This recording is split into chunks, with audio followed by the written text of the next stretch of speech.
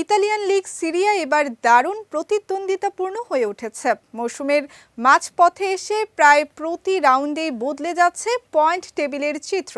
শিরোপার লড়াইয়ে একাধিক দল থাকায় উত্তেজনা ছড়িয়েছে পুরো লিগ জুড়ে।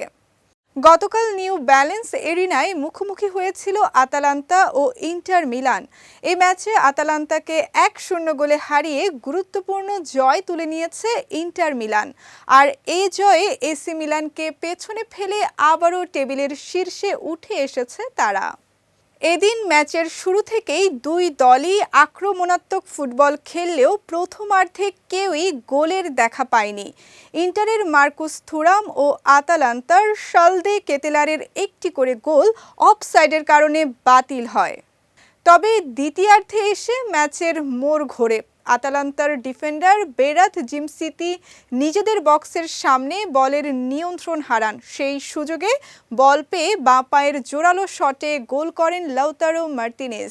এটি ম্যাচের একমাত্র গোল, আর চলতি মৌসুমে লিগে এটি নবম গোল আর্জেন্টাইন এই ফরওয়ার্ডের। অন্যদিকে ম্যাচের শেষ দিকে সমতায় ফেরার সুবর্ণ সুযোগ পেয়েছিল আতালান্তা। লাজার সামারজিচ গোলের সুযোগ পেলেও নিজের পায়েই হোঁচট খেয়ে তা কাজে লাগাতে ব্যর্থ হন। এর ফলে শেষ পর্যন্ত 1 গোলের লিড ধরে রেখেই মাঠ ছাড়ে ইন্টার মিলান।